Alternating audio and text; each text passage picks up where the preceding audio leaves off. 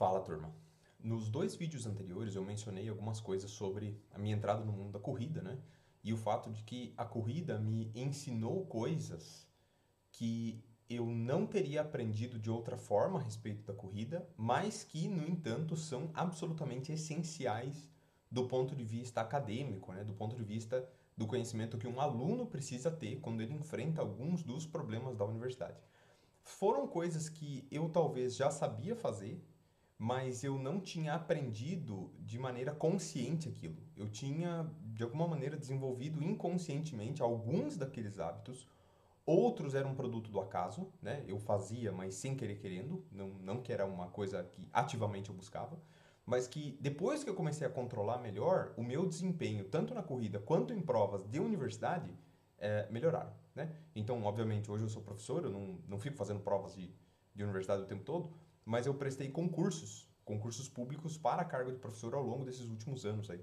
E eu percebi que a minha performance nesses concursos ela foi muito melhorada por algumas das coisas que eu vou falar no vídeo de hoje. Então, em primeiro lugar, a gente tem que entender que uma prova ela é um momento de entrega de performance, tudo bem?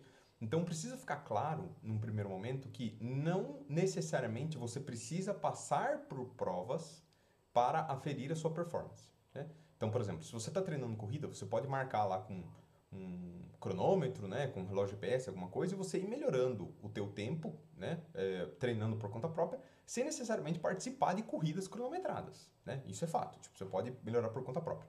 Isso estaria relacionado com aquela questão das recompensas intrínsecas. Você está motivado por conta própria a atingir certas métricas, a atingir certos indicadores de performance, e você não se importa com o que a sociedade pensa desses indicadores. Tudo bem? Então, você não liga de participar numa prova e pegar ou não pegar pódio. Você está preocupado com o seu tempo e você quer correr pelo seu tempo e você quer, digamos assim, motivar e se entusiasmar por conta própria para aquilo. Agora, é evidente que em muitos casos não é opcional você participar ou não de provas. Então, por exemplo, eu como professor, não é opcional eu passar por um concurso público. Eu preciso participar de um concurso para conseguir um emprego na área da docência superior, né? E isso envolve uma demonstração de performance, demonstrar o quão bom ou o quão preparado eu estou para dar aula daquele assunto, né? Para pesquisar sobre aquele assunto, frente a outros candidatos que também pretendem demonstrar sua performance, né? E o aluno que está na universidade é a mesma coisa. Mesmo que ele esteja estudando por conta própria, eu gosto muito de cálculo, eu gosto muito de história, eu gosto muito de biologia, sei lá, qualquer disciplina que ele gosta mais, uma coisa é você estudar por um conhecimento que é teu, né, que você quer para si próprio. Por exemplo, hoje eu estudo muito material de antropologia e de psicologia. São as duas áreas que provavelmente eu mais consumo material hoje no meu horário de folga, né, junto com os materiais de corrida. Não tem a princípio nada a ver com química, mas tem a ver com aprendizagem. E aprendizagem é uma coisa que me importa muito hoje em dia. Então eu consumo muito material de psicologia, o que não significa que eu esteja estudando para uma prova de psicologia ou que eu esteja fazendo uma faculdade de psicologia para um dia virar um psicólogo. Uma coisa não tem a ver com a outra. Agora, se um dia eu quiser fazer com que esse meu conhecimento de psicologia possa ser usado para uma prática clínica de psicologia, por exemplo, aí eu preciso cursar uma graduação e eu vou precisar me submeter a provas. Tudo bem? Isso não é opcional. Eu vou ter que fazer isso, né? Porque essa é a maneira pela qual as coisas funcionam. Então, nesses dias de prova, eu vou precisar entregar performance. Eu vou precisar entregar um tipo de demonstração de que eu estava preparado. Tudo bem? Só que daí começam a acontecer algumas coisas estranhas quando a gente compara a preparação para provas de universidade com a preparação de qualquer tipo de outra prova que os alunos vão fazer. Então, em primeiro lugar, né, tem uma frase aqui do Mark Spitz, né? Se você falha em se preparar, você está preparado para falhar. Normalmente, os vídeos passados eu não estava trazendo esse slide com essas coisas para ler e eu não precisaria do slide para lembrar nem dessa frase do Mark Spitz, nem da próxima que eu vou mostrar, mas já vai ficar claro daqui a pouco que eu vou precisar do slide para enumerar alguns itens, tá? Então, por isso que o vídeo de hoje está com uma aparência diferente. Então, se você falha em se preparar, você está preparado para falhar. Ou seja, se você não treinar, necessariamente você não vai conseguir desenvolver performance no dia da prova, exceto por algum tipo de milagre divino, né? Caso contrário, isso não acontece. Então, não tem como um maratonista ir bem numa maratona se ele não treinar. Não tem como um lutador de judô ir bem numa Olimpíada se ele não treinar. Não tem como um aluno de universidade ir bem numa prova se ele não estudar. Isso não tem como. Não tem. Né? E, no entanto, né, a gente precisa lembrar da frase do Valdir Pereira, né, o Didi, que jogou na seleção brasileira, campeão do mundo. Ele falava, treino é treino, jogo é jogo. Né? Então, o que isso significa? Você pode praticar durante os treinos o máximo que você puder, você ter a melhor performance de vida, né, durante os seus treinos, e talvez no dia do jogo você não ir tão bem. Tudo bem? Talvez você não consiga ir tão bem. O que também não significa que, se você treinar mal, você necessariamente vai competir mal. Então, é claro, aqui embaixo tem um vídeo do César Cielo contando sobre um episódio dele em que ele ficou muito nervoso com prova e tal. Ele falou, não estava treinando bem, não estava saindo os tempos que eu queria. O fato de ele não sair o tempo que ele queria, ou o tempo que o treinador dele julgava que ele era capaz de atingir, não significava que ele estava treinando fraco. Ele estava treinando muito forte e provavelmente ele estava treinando no nível de todos os outros competidores do Mundial que ele competia ou da Olimpíada que ele competia. Então não entendam a frase do César Cielo como quem diz eu estou treinando mal, como quem diz eu estou treinando pouco. Ele estava treinando mal segundo a própria percepção dele. E a percepção dele de treinamento ela é muito alta. Ela é muito mais alta que uma pessoa média ou de uma pessoa que não treina. Então ele mesmo treinando mal, ele estaria treinando muito mais vezes, muitos 1000% a mais do que nós, meros mortais, estaríamos treinando. Né? Então, mesmo ele treinando o que ele considerou mal, ele pegou o primeiro lugar, bateu o recorde do mundo naquela competição. Né? Eu vou colocar o vídeo aqui embaixo para vocês darem uma olhada. E, ao mesmo tempo, tem muitas pessoas que treinam muito forte, o pessoal é chamado de leão de treino, né? Treina muito forte, chega no dia da prova e não consegue desempenhar, não consegue entregar performance. Né? Por que isso acontece? Então, a gente precisa juntar essas duas frases, né, que do Mark Spitz e do Didi. Então, treinar não é garantia de sucesso, mas não treinar é garantia de fracasso. O César Cielo treinou, ele talvez não conseguiu desenvolver no treino o que ele achava que ele era capaz de desenvolver, porque ele tem um conhecimento muito fino, muito ajustado do que ele é capaz de fazer. Então tem vídeos aí no Instagram dele, ele fala, agora eu vou fazer uma piscina com 12 braçadas, para tal tempo e tal. Cara, ele perde por 0,1 segundo o tempo que ele falou que ele ia fazer. Quer dizer, ele entende o corpo dele de modo a saber o que ele é capaz de fazer, o que ele não é. E por isso ele fala que não estava atingindo o que ele queria. Mas isso não quer dizer que ele não treinou, né? E quando a gente entende essas duas coisas, a gente precisa focar no seguinte. Um recorde mundial quebrado num treino, ele não conta. Né? Ou mesmo num evento especial. Né? O que vale é a prova, é o campeonato. Ele precisa ter adversários, ele precisa ter árbitros, ele precisa ter regras validadas por algum tipo de federação. Ele precisa ser balizado segundo um tipo de regulamento. Tudo bem? Então você ir muito bem no dia do treinamento, você bater o recorde mundial treinando você sozinho na tua academia, mesmo que ele seja filmado, mesmo que tenha evidências, testemunhas, etc., ele não conta como um recorde mundial. Por quê? Porque para ser um recorde ele precisa ser demonstrado numa prova que tenha sido validada por algum tipo de associação esportiva, né? Ou no caso da universidade, você acertar todos os problemas no dia que você está estudando não adianta nada, você precisa acertar no dia da prova, tudo bem? E nesse sentido eu coloco aqui uma foto do Eliud Kipchoge, né? Considerado um dos, se não talvez o maior maratonista de todos os tempos, né? Existe um debate quem foram os maiores maratonistas, ele ou o Abebe Bikila ou o que faleceu recentemente, né? O Kelvin Kiptum. Mas em termos de resultados em maratona, né, com certeza o Kipchoge foi um dos maiores, né, acho que competiu 18 ou 19 maratonas profissionais na vida e ganhou acho que 15, se não me falha a memória, entre as principais do mundo, né? Então, o cara é muito bom, tem vários dos recordes mundiais, né? E essa foto em especial é uma foto de um evento que aconteceu alguns anos atrás chamado Ineos 1:59. Então, o pessoal da Nike estava tentando descobrir se era capaz se o ser humano era capaz de correr uma maratona abaixo de 2 horas. Na época, o recorde mundial era 2 horas e 2, se não me falha a memória, e era do próprio Kipchoge. Então eles organizaram um evento especial para o Kipchoge tentar bater essa marca. Na primeira tentativa ele falhou, daí acho que um ano depois, uma coisa assim, eles tentaram de novo e dele conseguiu. Então você pode perceber que isso é logo que ele está passando embaixo do pórtico, né, onde tem o cronômetro, e estava marcando 1 hora 59:40, se não me falha a memória. Então ele conseguiu passar por 20 segundos abaixo de uma marca de 2 horas. Então percebam, percentualmente é muito pequena a diferença. Mas ele bateu a marca, 2 horas. Por que isso não foi considerado um recorde mundial? Porque foi um evento especial organizado só para ele. Então, é uma prova no sentido de que tinha espectadores, tinha árbitro, tinha tudo, mas ele não tinha adversários. E as regras eram regras especiais que foram determinadas para fazer com que ele tivesse a maior probabilidade de êxito. Então, em primeiro lugar, tinha um carro correndo na frente dele com um laser. Vocês podem procurar o vídeo disso no YouTube, eu vou deixar aqui embaixo, né? O vídeo dele nesse finalzinho, correndo e tal com o carro. É um carro que está jogando um laser na rua, mostrando exatamente onde ele tem que estar no ritmo para correr e bater a marca. Então, se ele correr para frente desse laser, ele vai bater o tempo. Se ele correr para trás do laser, ele não vai bater. Então, esse carro andou com ele todas as 2 horas. A gente sabe que o vento atrapalha muito, né, um corredor. Então, existiam alguns corredores correndo na frente dele, fazendo aquela formação típica de aves, né? O pessoal corre junto, assim, uma para quebrar o vento e a outra para ajudar o atleta principal a ditar o ritmo da prova, né? Então, eles são chamados de pacers, ou em português o apelido deles é coelho, né? Ou lebre. O coelho é o cara que corre na frente para ditar o ritmo da prova e manter o profissional no ritmo certo. Para garantir que ele fosse correr sempre no ritmo certo, eles tinham um time de Pacers, toda essa galera de preto que tá atrás, ó, se você for olhar, acho que eram uns 10 ou 12 Pacers que se revezaram durante a prova. Então, alguns correram os primeiros 8 quilômetros, daí entrou outros, aí depois no quilômetro 30 entrou outros, né? Todos eles atletas de elite, para descansados eles conseguirem sustentar o ritmo de prova que o Kipchoge tinha que correr, para o Kipchoge conseguir bater a marca.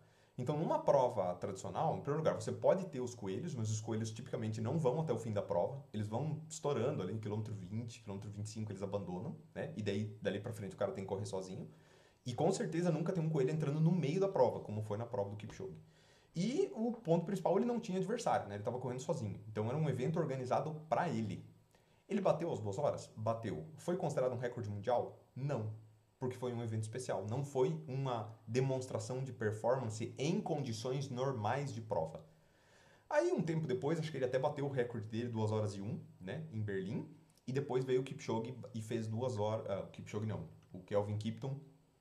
E fez 2 horas 0035 na maratona de Chicago. E o Kelvin Kiptum era o primeiro sério candidato a quebrar a marca das 2 horas na maratona numa prova oficial. E daí, infelizmente, ele faleceu num acidente de carro. Então, a gente pensa assim, poxa, o Kiptum talvez, se ele bate essas 2 horas, ele seria imediatamente alavancado para o posto de maior maratonista da história por quebrar uma marca que é considerada impossível e quebrá-la numa prova oficial. Entendeu? Agora, enquanto isso, né, não pôde acontecer, a gente fica aí nessa expectativa de quem vai ser a pessoa que vai bater essa meta. Agora, por que eu tô falando disso, né? Porque pro Kipchoge, ou pro Kipton, ou para qualquer outro atleta de elite, ele conseguir desempenhar na prova, existem algumas condições que precisam ser satisfeitas, tudo bem? E para isso, a gente precisa entender qual que é a bioquímica de uma prova, né? Qual que é a bioquímica do corpo no momento em que ele precisa entregar performance. Então, para isso, a gente precisa pensar assim, olha, o atleta profissional, ele vai estimular no treino, eles têm estímulos no treino, então qualquer tipo de treinamento é você estimular uma parte do seu corpo para que ela tenha algum tipo de estresse e ela responda esse estresse com um tipo de adaptação positiva, ou seja, você estimula o seu corpo na musculação para destruir algumas fibras musculares, para que o corpo responda a esse estresse do rompimento da fibra, criando mais fibras, isso gera hipertrofia, né? Isso vai gerar um aumento de força, etc. Você estimula no treino e você descansa na véspera. Por quê? Porque você precisa ter o teu corpo no mais descansado possível no dia da prova para você poder entregar performance. A questão é, seria uma insanidade, né? Você pensar em treinar para uma maratona, correndo uma maratona na véspera. Imagina o Kipchoge, né, treinando para esse evento da Ineos 1:59 aí, falou assim, não, o evento é no sábado, eu vou correr uma maratona na sexta, esse é o meu treino. Eu falei, cara, isso é insano, é tipo, você não precisa ser um aluno da universidade para você entender que isso não vai funcionar, em hipótese alguma, né? Então, no dia da prova, se isso acontecesse, né, o corpo do sujeito ia estar exausto, exausto. Se o cara completar a prova, tipo, grandes coisas. Provavelmente ele não vai nem completar. E mesmo que ele complete, ele nunca vai conseguir fazer o melhor tempo dele se ele fez um dia intenso de treino no dia anterior. Pode ser que no dia anterior ele faça, é muito provável, é quase certo, que ele faça no dia anterior uma marca melhor do que a que ele vai fazer no dia oficial da prova. Tudo bem? Mas o que conta é o dia da prova. Não interessa o que ele fez no dia anterior, porque o dia anterior não era prova, era treino. Tudo bem? No entanto, é exatamente isso que os alunos fazem, né? Se você é um aluno de universidade e você está vendo esse vídeo, com certeza você já se colocou na situação em que você estudou para uma prova de véspera. Tudo bem? A prova é na sexta, você estudou na quinta. A prova é na terça, você estudou na segunda. A prova na segunda, você estudou no domingo à noite. Tudo bem?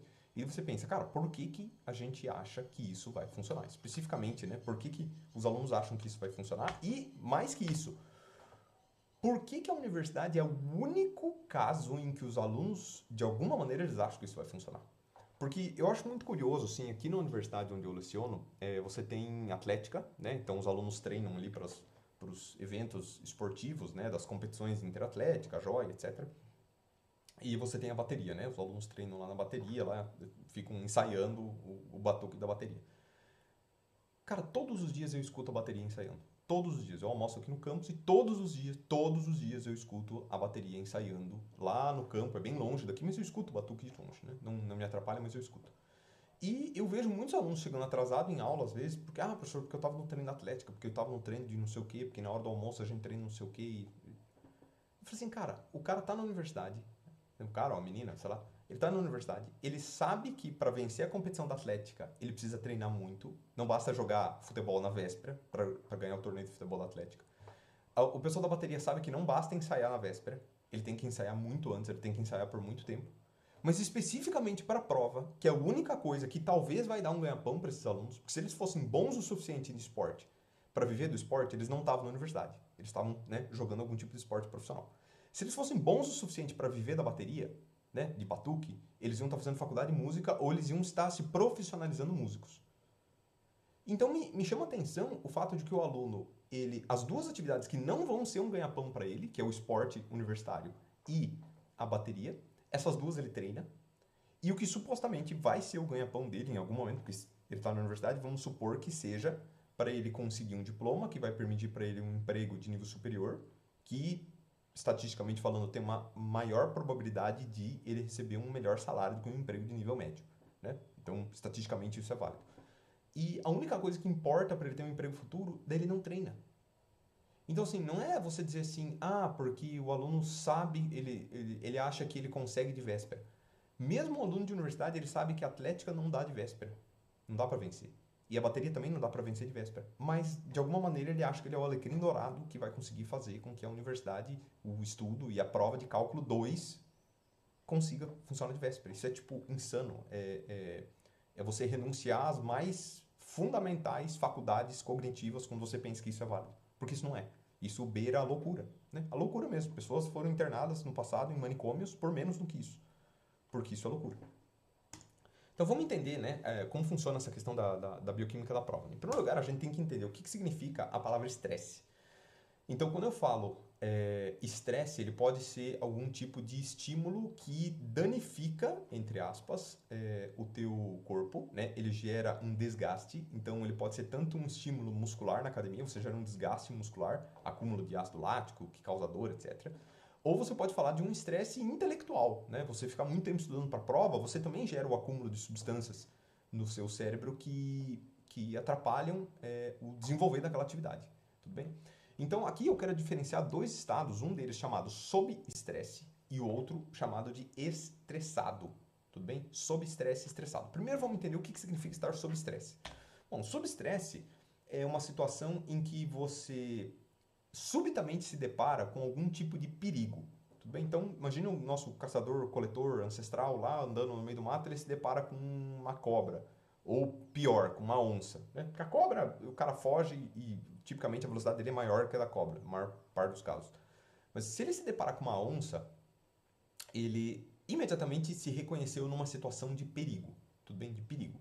Então, na hora que ele se vê numa situação de perigo, de vida ou morte, em que ele pode ter um prejuízo muito grande, existe imediatamente uma descarga de adrenalina, né, noradrenalina, e uma descarga de cortisol, tudo bem? No corpo dele, no sangue, nos receptores do cérebro, etc. Para que servem esses dois hormônios, né? Então, tanto a adrenalina como o cortisol, eles vão aumentar o nível de glicose no sangue, então eles vão disparar uma carga de açúcar muito grande no sangue, e eles vão aumentar a frequência cardíaca de batimentos cardíacos. Então, vai aumentar a sua taxa de batimentos cardíacos por segundo, tudo bem? Por que isso acontece? Uh, Quer dizer, antes disso, né? Além disso, além de você ter mais glicose e mais frequência cardíaca, você tem também vasodilatação, ou seja, o tubinho da artéria, da veia, eles vão se dilatar para que passe mais sangue por unidade de tempo, né? Aumente o fluxo sanguíneo dentro do teu sistema cardiorrespiratório. Por quê? Para entregar esse açúcar mais rápido, né? E para entregar oxigênio mais rápido, porque você precisa de oxigênio para metabolizar esse açúcar ou eventualmente a gordura também, se for o caso de metabolizar a gordura. Você precisa de oxigênio para fazer esse metabolismo. Então, a ideia é muito parecida com a de um motor, né? De um carro de corrida na hora que você está pisando muito fundo nele. Você tem muito combustível entrando, a rotação do motor está bem alta, né? E isso significa, no corpo humano, músculos que estão prontos, seja para luta, seja para fuga, né? Então, todo o teu corpo fica pronto, irrigado com sangue, né? Tanto os músculos da perna para eventualmente fugir, os músculos dos braços, peitoral e costa para lutar, se for necessário, ativa tudo ao mesmo tempo. E o cérebro, ele vai estar pronto para uma tomada de decisões que seja rápida e de alta eficiência, mesmo que com informações reduzidas. Então imagina que você olhou para a onça e você meio que calculou rapidamente como é que está o teu ambiente e você fala assim, não, eu vou fugir. Nesse momento que você está fugindo, você está dando uma disparada pelo meio do mato e você precisa rapidamente tomar a decisão de onde pisar. Então você vê uma folha, você vê uma pedra, você precisa de uma fração de segundo desviar de uma folha, desviar de um galho, desviar de algum lugar que você possa cair, possa comprometer o teu processo de fuga. Então você tem pouquíssimas informações sobre o terreno e você precisa processar essas informações em alta velocidade para tomar decisões que sejam eficientes. Tudo bem? E que significa que a tua atenção, o teu foco, a tua concentração, elas estão no talo, estão tipo muito altas, né? E todos os sensores do seu corpo estão ligados no máximo. Então os sensores do teu corpo envolvem tato, envolve audição, envolve olfato, visão, né? Você está recebendo estímulos sensoriais, tirando o cheiro, né? Todos os outros estímulos sensoriais, eles passam pelo tálamo. O tálamo está sobrecarregado com essa questão de eu preciso mandar informações para os córtex, né? Para o córtex visual, para o córtex pré-frontal, etc. E o teu corpo está funcionando em máxima capacidade, tudo bem? De novo, igual um motor num carro de corrida. Só que é óbvio, né? O motor de um carro de corrida, a última coisa que o pessoal, o engenheiro de um carro de corrida pensa é na média do carro. Você não pensa, será que o carro da Fórmula 1 está fazendo 10 por litro, 11 por litro? Cara, ele é um carro feito para ser rápido, ele não é um carro feito para ser econômico. Então, um carro de corrida ele sempre tem um alto consumo energético, tudo bem? E necessariamente a gente precisa entender que isso é uma condição que não é negociável. O corpo simplesmente funciona dessa forma, da mesma maneira como um motor funciona dessa forma. Tudo bem? Você quer ir mais rápido, você quer que o carro seja mais rápido em fugir de algum lugar, você precisa gastar mais gasolina. Agora, esse alto consumo energético, ele pode significar que em um curto espaço de tempo, você vai esvaziar o tanque do carro, tudo bem? Então, o que acontece? O carro de corrida está rodando muito rápido, o tanque de gasolina dele esvazia rapidamente. Na hora que esvazia rapidamente, ele entra na reserva, tudo bem? Ele não vai desligar imediatamente, ele vai entrar na reserva. Na reserva seria a situação que, no caso da bioquímica, nós chamamos de uma situação de estressado. A pessoa está estressada, ela está no estado pós-situação de estresse. Tudo bem? Pós-estresse. E no estressado é tudo ao contrário, né? Porque como o estoque de glicogênio, de açúcar no corpo, ele foi todo queimado, né? Tudo que você tinha de energia foi queimada, você está num quadro de hipoglicemia. Tudo bem? Hipoglicemia é falta de açúcar no sangue e esse açúcar é necessário tanto para os músculos correrem, como para os músculos lutarem, quanto para o cérebro tomar boas decisões. Vamos lembrar que o nosso cérebro ele consome algo entre 20% e 30% de todo o consumo calórico do corpo humano, tudo bem? E é um consumo muito alto mesmo, muito alto. O que significa que se você tiver pouca energia disponível, você tem pouca energia disponível para suprir o cérebro, e isso significa que a tomada de decisões do cérebro ela não vai ser eficiente, tudo bem? Da mesma maneira como a fuga e a luta dos músculos não vai ser eficiente. Um lutador cansado não luta bem. Um corredor cansado não corre bem. Uma pessoa mentalmente cansada, ela não consegue tomar boas decisões e responder perguntas com facilidade, tudo bem? Aí, além dessa hipoglicemia, você tem pouca gasolina. O que você precisa fazer? Você precisa economizar aquele pouquinho que você tem, porque senão você desmaia, né? O desmaiar da pessoa por uma hipoglicemia severa é o equivalente do carro morrer por pane seca, né?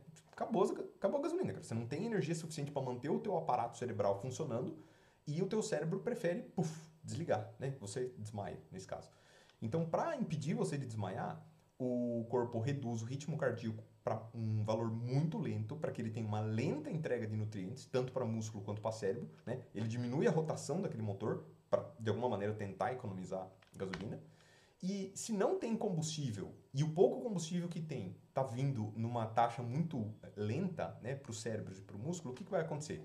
Você vai sentir letargia, cansaço, sonolência, vertigem, dificuldade de concentração, dificuldade de foco, tomada de decisão lenta e ineficiente, mesmo quando há informações úteis e abundantes. Então, beleza, você deu aquele pique lá, 30, 40 minutos lá fugindo daquela onça, beleza, você fugiu, eventualmente você sobreviveu, e agora você precisa caminhar de volta para sua aldeia. Cara, você tá tão cansado que você tá caminhando e você trupica numa pedra e cai no chão.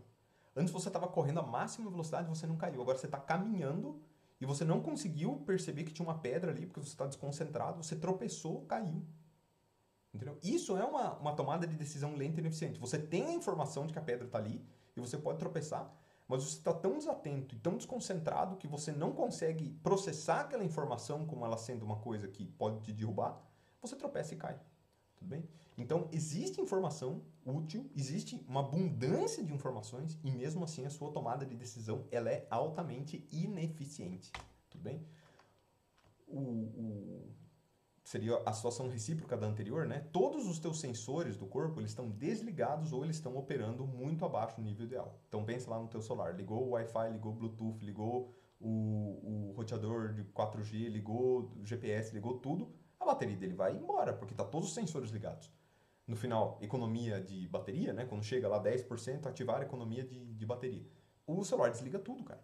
Por quê? Porque é o único jeito de economizar. Então, quando você está com uma situação estressada, você está numa situação em que todos os sensores estão funcionando abaixo do nível ideal, ou eventualmente até desligados, né?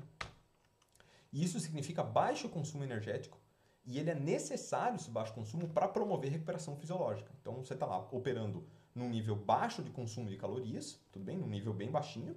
Por quê? Porque daí você vai consumir calorias do ponto de vista da alimentação, por exemplo, e essa diferença entre o que você consome e o que você está gastando é usado para recuperar os níveis basais de energia que você tinha no corpo, né?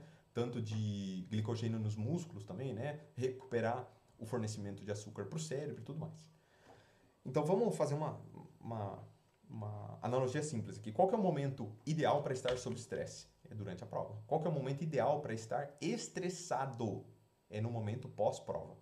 Então, o ideal é você sair de uma prova e você falar assim, cara, eu entreguei tudo, entendeu? Eu fiquei 2 horas ali a milhão e eu entreguei tudo que eu podia entregar e agora eu tô cansado. Isso é o ideal. Por quê? Porque você se estressou durante a prova, você usou os teus sensores no máximo durante a prova e depois da prova você cansou, claro. Porque a situação sob estresse, gente, como ela é de alta demanda energética, o corpo não consegue ficar nela por muito tempo. Então, óbvio, né, varia de acordo com qual é a intensidade que você está colocando naquela atividade, mas vamos colocar que numa situação, por exemplo, como essas que eu falei, luta ou fuga e tal, você poderia colocar o teu corpo sob estresse por, sei lá, meia hora, 1 hora e meia talvez. Uma situação sob estresse, uma situação de alto consumo energético. Vai chegar uma hora que vai cansar, tudo bem?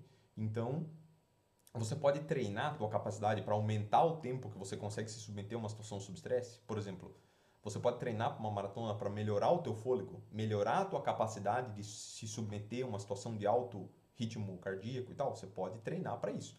Mas é impossível pensar num maratonista correr por, sei lá, 10 dias, 30 dias seguidos sem cansar. Ele vai cansar, em algum momento ele vai cansar, tudo bem? Só que o que acontece, né, tipicamente com os alunos, é que para o corpo operar sob estresse, né, ele precisa estar descansado em primeiro lugar, né, ele precisa estar com a reserva energética no máximo, e para estar descansado, o estímulo pré-prova, ele precisa ser controlado, mínimo ou até nulo. Então vamos pensar assim, o cara que vai correr a maratona, o que é a última e pior coisa que ele pode fazer na véspera da maratona? Correr. E não é correr uma maratona, é correr qualquer coisa. Qualquer treinador de corrida, você fala assim, eu vou correr uma maratona, o que eu vou fazer na véspera? O cara fala, dorme. Tipo, você não fica nem sentado no sofá, porque sentar não é uma situação de repouso. Você tem um mínimo gasto energético relacionado a um equilíbrio do corpo. Se você quer descansar bem, passar o dia deitado, dormir o máximo que você puder na véspera de uma maratona. Tudo bem? Por quê? Porque no dia, no caso de uma prova, né, você faz no máximo um aquecimento leve para você ativar os músculos, ativar a circulação, etc.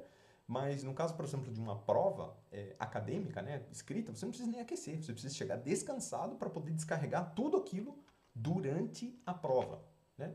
Agora, quem estuda de véspera, faz o seguinte, tá, na maior parte do tempo está descansando, ou seja, tem um semestre inteiro para estudar, daí a pessoa vai lá e queima o semestre inteiro sem fazer porra nenhuma, né? Ela passa o semestre descansando. Ela passa o semestre inteiro com reservas energéticas altas. Aí na véspera, ela torra essas reservas energéticas, né? Às vezes na semana da prova, às vezes até mesmo na véspera da prova, às vezes com provas trocadas, porque às vezes acontece da pessoa ter duas provas no mesmo dia. No dia anterior, ela não queimou estudando para a prova de química, mas ela queimou estudando para a prova de cálculo. De qualquer maneira, ela está fadigada, cognitivamente falando, né? Ela está com estoque baixo de energia. E estudando de véspera, existe a situação pior, que é aquela que você está sob estresse na véspera. Então pensa assim, você está lá estudando, você deixa para estudar de véspera. E daí, como você estava descansado, a tua reserva energética está no talo, né? Aí você tenta fazer a lista de exercício e tudo flui, você acerta tudo. Você, vamos colocar entre aspas assim, você está entendendo o conteúdo. Por quê? Porque você se colocou numa situação que parece um perigo, né? Um perigo. E realmente, o corpo entende a prova como um perigo, né? É uma situação que pode te causar um prejuízo. Não um prejuízo de vida, mas é um prejuízo de atraso acadêmico, etc. Né? Existe uma situação de ansiedade envolvida e preocupação envolvida com a prova. E daí, como você libera adrenalina, você libera noradrenalina, você libera cortisol, etc., tudo flui e você está acertando tudo. Então, você está fazendo a lista, você cria a ilusão de que você está acertando tudo e que você está entendendo que você vai voar na prova. Né? Só que o que acontece? Quando você chega na prova, como você torrou tudo no dia anterior, você está estressado, você está com um estoque de energia baixo. Então, você está confuso, sonolento, você comete erros bobos que na situação sob estresse não teria cometido. Então, reparem, isso é uma situação muito comum em prova. O professor dá a mesma questão da prova do que a questão que estava na lista. Aí o aluno vai lá e acerta na lista, no dia anterior, no dia da prova ele erra. Por quê? Porque no dia da prova, ele estava com os sensores atencionais operando abaixo do ideal, entendeu? No dia anterior, ele estava com o sensor atencional no talo. No dia anterior, ele estava concentrado e focado. No dia seguinte, ele está desconcentrado. No dia anterior, ele sabe todos os sinais, ele sabe tirar as raízes quadradas, ele sabe fazer tudo tá funcionando. O cara parece o Neo enxergando a Matrix. No dia seguinte, ele esquece um sinal, ele esquece uma unidade, e na hora de passar dividindo, ele passa multiplicando, ele comete erros bobos. Erros que são características, né? O pessoal chama de lapso atencional. Então, são pequenas distrações que acontecem, ele até está mais ou menos seguindo um raciocínio, mas ele tem um lapso de atenção ali no meio, ele esqueceu um sinal de menos. Acabou, cara. Você ferrou o exercício inteiro. Você ferrou o exercício inteiro. Entendeu? Ah, mas foi só um sinal. Sim, foi só um sinal que no dia anterior você não errou, porque você estava concentrado. Tudo bem? Isso falando apenas da situação de você queimar o teu cartucho de estresse no dia antes da prova. Isso sem mencionar o fato de que muitas dessas pessoas, além de queimar o cartucho antes da prova, a pessoa queima o cartucho durante a madrugada, né? De maneira que ela não dorme direito no dia pré-prova.